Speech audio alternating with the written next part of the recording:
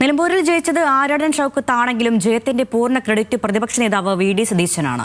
പാർട്ടിയെ പ്രതിസന്ധിയിലാക്കിയ പി.വി. അൻവർ തൽക്കാലം മുന്നണിയിൽ വേണ്ടെന്ന നിലപാടും തോറ്റാൽ ഉത്തരവാദിത്തം തനിക്ക് മാത്രമെന്ന തുറന്നു പറച്ചിലും സതീശന്റെ രാഷ്ട്രീയ ഭാവിയെ തുലാസിലാക്കിയിരുന്നു. എന്നാൽ നിലമ്പൂരിലെ മിന്നും ജയം സതീശനെ പാർട്ടിയിലും മുന്നണിയിലും ശക്തനാക്കി മാറ്റും. ഇടതുപാളയം വിട്ട അൻവറിനെ കൂടെ കൂട്ടാൻ യു.ഡി.എഫിലെ ഘടകകക്ഷികൾക്ക് ഒരു മടിയും ഉണ്ടായിരുന്നില്ല. പ്രധാന നേതാക്കളെല്ലാം സമ്മതം മൂളി. എന്നാൽ നിലമ്പൂരിൽ വി.എസ്. ജോയിയെ സ്ഥാനാർത്ഥിയാക്കണമെന്ന നിലപാട് അൻവർ തുറന്നു പറഞ്ഞതോടെ പ്രതിപക്ഷ നേതാവ് ഇടഞ്ഞു. അത് കോൺഗ്രസ് തീരുമാനിക്കുമെന്ന് പറഞ്ഞ സതീശൻ അൻവറിന്റെ യു.ഡി.എഫ് പ്രവേശനം ഇപ്പോൾ വേണ്ടെന്ന നിലപാട് സ്വീകരിച്ചു. ലീഗ് ഇടപെട്ടിട്ടും പ്രതിപക്ഷ നേതാവ് പിന്നോട്ടു പോയില്ല. എന്നാൽ ആദ്യം അൻവർ ഫാക്ടർ ഇല്ലെന്നു കരുതിയ നിലമ്പൂരിൽ പ്രചാരണം കടുത്തതോടെ ചിത്രം തെളിഞ്ഞു. പി.വി. അൻവർ വോട്ട് പിടിക്കുമെന്നുറപ്പായി. മറ്റു നേതാക്കൾ തിരിച്ചടി ഭയന്നപ്പോഴും സതീശനിൽ മാറ്റമുണ്ടായിരുന്നില്ല. ജയിക്കുമെന്ന് അദ്ദേഹം ഉറപ്പിച്ചു പറഞ്ഞു. ഞങ്ങൾ സജ്ജരാണ്. ഞങ്ങൾ തെരഞ്ഞെടുപ്പിന്റെ മുന്നൊരുക്കങ്ങൾ നടത്തി. ഞാൻ പറഞ്ഞല്ലോ, 10,000 വോട്ടാണ് അവിടെ ആകെ ചേർത്തിരിക്കുന്നത്. അതിൽ 8,000-ലധികം വോട്ട് ചേർത്തേക്കണം ഞങ്ങളാണ്. ഞങ്ങളുടെ 263 ബൂത്ത് കമ്മിറ്റികൾ സുസജ്ജമാണ്. ഇതിനിടെയാണ് വെൽഫെയർ പാർട്ടിയുടെ പിന്തുണയിലെ പ്രതിപക്ഷ നേതാവിന്റെ മറുപടി.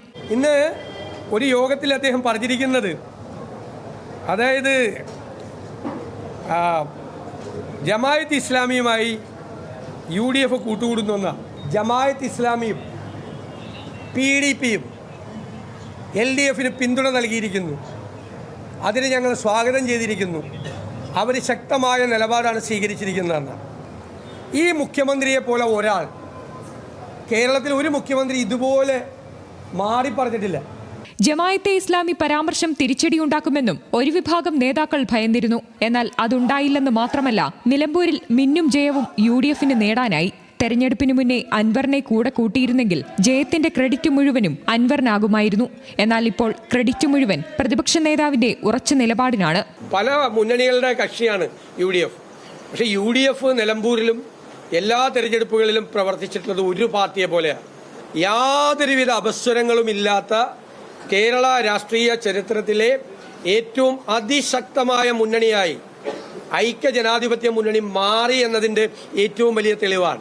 തെരഞ്ഞെടുപ്പ് ജയത്തോടെ ലീഗുമായുള്ള ബന്ധം ദൃഢപ്പെടുത്താനും പ്രതിപക്ഷ നേതാവിനായി. വരുന്ന തദ്ദേശ തെരഞ്ഞെടുപ്പിലും നിയമസഭാ തെരഞ്ഞെടുപ്പിലും നയിക്കുക സതീശൻ തന്നെയാകും. തൃക്കാക്കര, പുതുപ്പള്ളി, പാലക്കാട് ഉപതെരഞ്ഞെടുപ്പുകൾ വഴി നായകസ്ഥാനത്തേക്കാണ് സതീശന്റെ ഉയർച്ച. പ്രതിപക്ഷ നേതാവിന്റെ നേതൃത്വത്തിൽ 2026 അധികാരത്തിലെത്താമെന്ന പ്രതീക്ഷയും അണികളിൽ ഉടലെടുത്തിട്ടുണ്ട്. ന്യൂസ് മലയാളം, തിരുവനന്തപുരം.